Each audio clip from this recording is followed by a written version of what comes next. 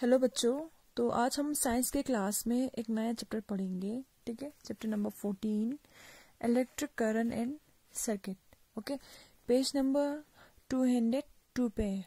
Okay, ठीक है ठीक है।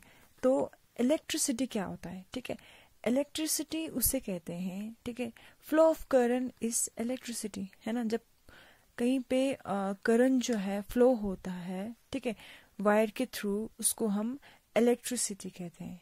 ठीक है, ओके। इलेक्ट्रिक करंट क्या होता है? ठीक है, N electric current is flow of electricity through a wire और अ सर्किट। ठीक है, इलेक्ट्रिक करंट उसे कहते हैं, ठीक है, जब किसी वायर में इलेक्ट्रिक करंट जो है वो फ्लो होते हैं, ठीक है, थ्रू इलेक्ट्रिसिटी, उसको हम इलेक्ट्रिक करंट कहते हैं। ठीक है, जब कोई वायर में इलेक्ट्रिसिटी फ्लो होते हैं उसको हम इलेक्ट्रिक। हेलो बच्चों, तो आज हम साइंस के क्लास में एक नया चैप्टर स्टार्ट करेंगे। ठीक है, chapter number 14 electric current and circuit. Okay, page number 202 पे है। ओके, तो सबसे पहले हमें पता होना चाहिए कि इलेक्ट्रिसिटी क्या होता है। ठीक है, तो इलेक्ट्रिसिटी उसे कहते हैं, flow of current is electricity. Okay, देखो, जब किसी वायर में, ठीक है, करंट जो है फ्लो होते हैं, ठीक है, उसको हम इलेक्ट्रिसिटी कहते हैं। ओके, इलेक्ट्रिक करंट क्या होता है? Okay, N electric current is flow of electricity through a wire और अ सर्किट। ठीक है, देखो, जब कोई किसी वायर में या किसी सर्किट में इलेक्ट्रिसिटी फ्लो होते हैं उसको हम इलेक्ट्रिक करंट कहते हैं। ओके, ठीक है, देखो, अब इलेक्ट्रिक सर्किट क्या होता है? ठीक है, the unbroken path through which electric current can flow is called an electric circuit. Okay, देखो, जब कोई ब्रोकन पाथ है ना, जब कोई अनब्रोकन पाथ, ठीक है, जहाँ पे इलेक्ट्रिक करंट जो है वो फ्लो होते हैं, ठीक है, जिसके थ्रू इलेक्ट्रिक करंट फ्लो होते हैं उसको हम इलेक्ट्रिक सर्किट कहते हैं। ओके, इसमें क्या क्या होता है? देखो, सेल होते हैं, बल्ब होते हैं, वायर होते हैं और कंडक्टर होते हैं। ओके, देखो, अब what do you see in this figure? Does the bulb glow in any of the figure shown? Can you see why? देखो, यहाँ पे फिगर नंबर 1 A, B और C, ठीक है, इन तीनों फिगर में आपको कहीं पे दिखाई दे रहा है कि ये जो बल्ब है वो जल रहा है, ठीक है, ग्लो हो रहा है? नहीं ना, ठीक है। अब देखो वो क्यों नहीं हो रहा है? Okay, in figure 1, in figure A, okay, the source that produce electric current is missing।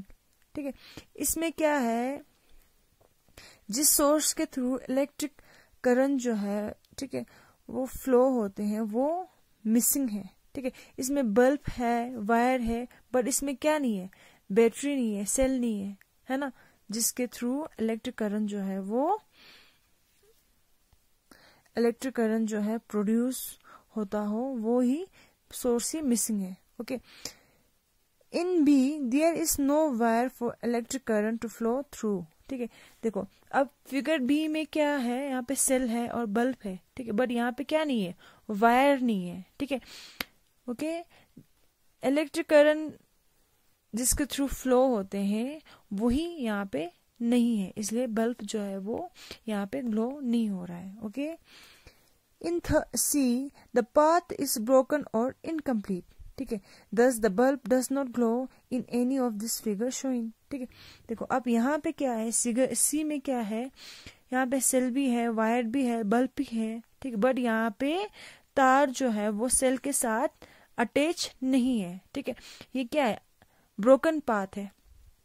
Okay, इसलिए बल्ब जो है वो यहाँ पे ग्लो नहीं हो रहा है। ठीक है, there are 3 condition that needs to be fulfil for electric current to flow. ठीक है, देखो, यहाँ पे इलेक्ट्रिक करंट फ्लो होने के लिए यहाँ पे 3 कंडीशन जो है वो यहाँ पे होना जरूरी है। ठीक है, ओके।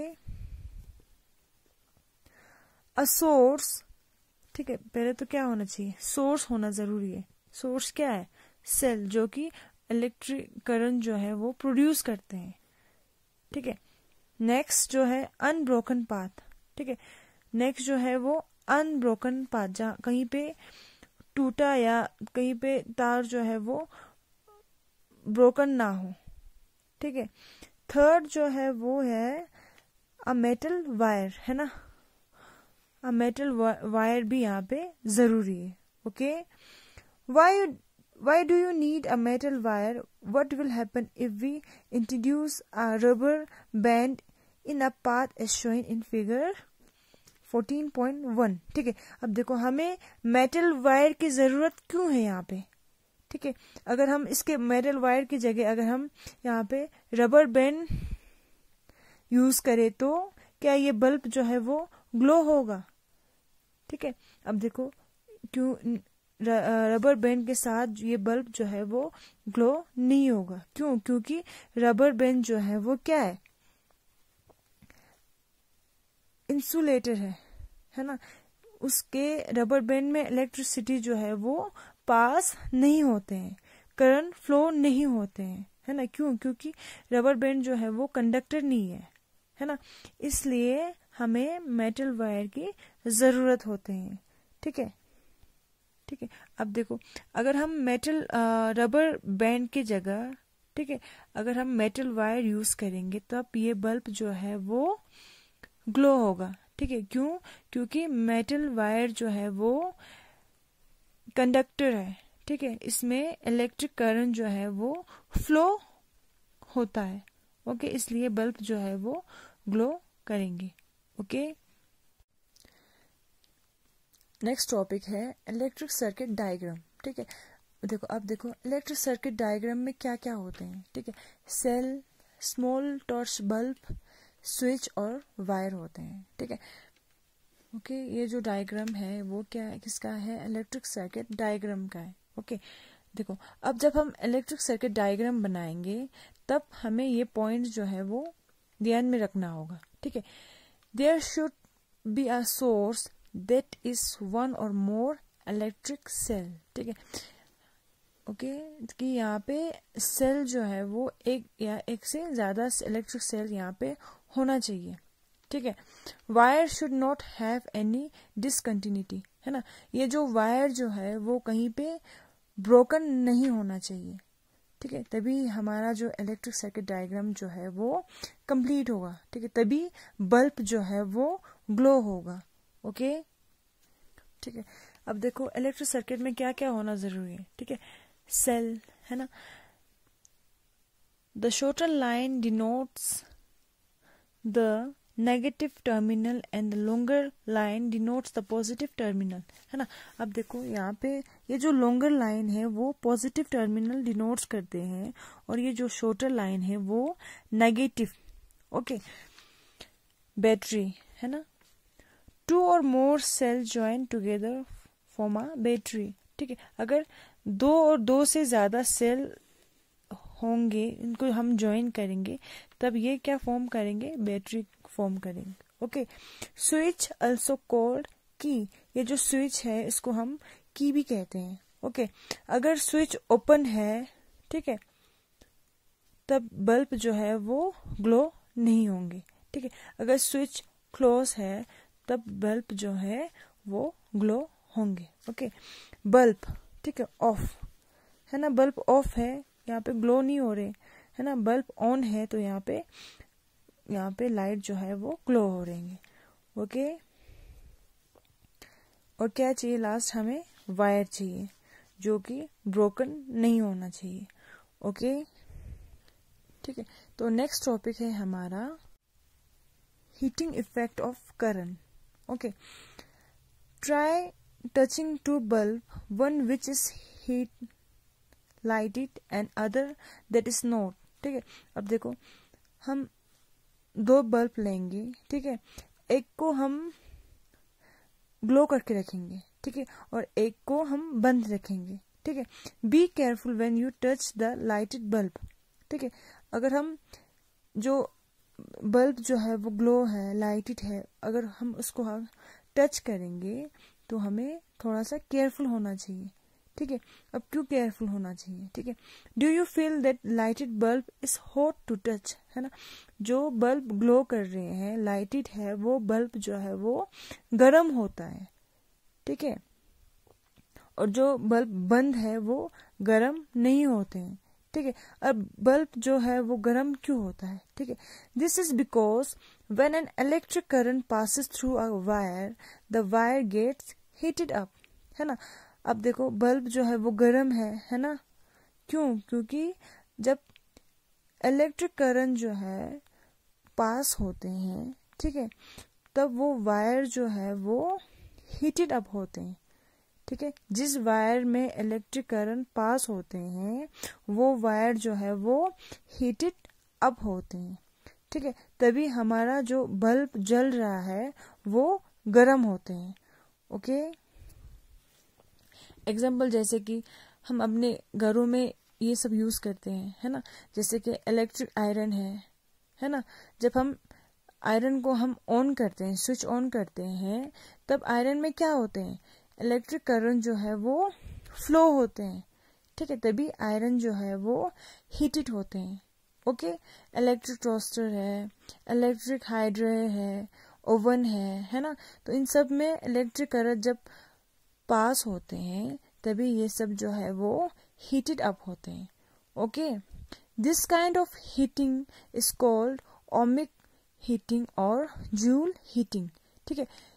ओमिक हीटिंग और जूल हीटिंग किसे कहते हैं, देखो जब हम इलेक्ट्रिक करंट जो है पास होते हैं, ठीक है, through a wire, the wire gets heated up, है ना, ओके। जब इलेक्ट्रिक करंट पास होते हैं, ठीक है, तो वो ऑब्जेक्ट जो है, जो वो वायर जो है, ठीक है, वो गर्म हो जाते हैं, ठीक है। उसको हम ओमिक हीटिंग या फिर जूल हीटिंग कहेंगे, ओके। नेक्स्ट टॉपिक है इलेक्ट्रिक फ्यूज, ठीक है। अब देखो बच्चों, जो हमारे घर में जो इलेक्ट्रिक एप्लीकेंस है, जैसे कि आयरन है, ओवन है, टेलीविजन है, हेयर ड्रायर है ना। तो उन सब में क्या होते हैं, ठीक है, जब उनमें लार्ज अमाउंट ऑफ करंट जो है फ्लो होते हैं, ठीक है, एक्सेस अमाउंट ऑफ करंट जो है फ्लो होते हैं, ठीक है, तो क्या होते हैं, वो उनका वायर जो है वो हीटेड अप होते हैं, ठीक है। जो इलेक्ट्रिक एप्लीकेंस है वो क्या हो जाते हैं, डैमेज होते हैं, ठीक है। क्यों? क्योंकि उनको जितना करंट चाहिए उससे बहुत ज्यादा करंट उनमें फ्लो होते हैं, ठीक है, जिसके वजह से जो इलेक्ट्रिक एप्लीकेंस है, जो आयरन है, जो टेलीविजन है, वो क्या हो जाते हैं, डैमेज हो जाते हैं, ठीक है। To prevent electric applicants from getting damaged as a result of excessive passage of current through them, we can use a safety device called fuse, ठीक है। डैमेज से बचने के लिए, ठीक है, हम एक सेफ्टी डिवाइस यूज करते हैं जिसको हम फ्यूज कहते हैं, ओके। इन सब से बचने के लिए हम एक सेफ्टी डिवाइस यूज करते हैं जिसको हम फ्यूज कहते हैं, okay. Fuse is a safety device used in an electric circuit, ठीक है। फ्यूज क्या है, ये एक सेफ्टी डिवाइस है जिसको हम इलेक्ट्रिक सर्किट में यूज करते हैं, ओके, ताकि इन डैमेज से बच सके, ओके। जैसे कि आपके बुक में 2 एग्जांपल दिया हुआ है फ्यूज का, देखो, ठीक है, कार्ट्रिज फ्यूज, ठीक है, और केरामिक फ्यूज, ओके। नेक्स्ट टॉपिक है magnetic effect of electric current, ठीक है।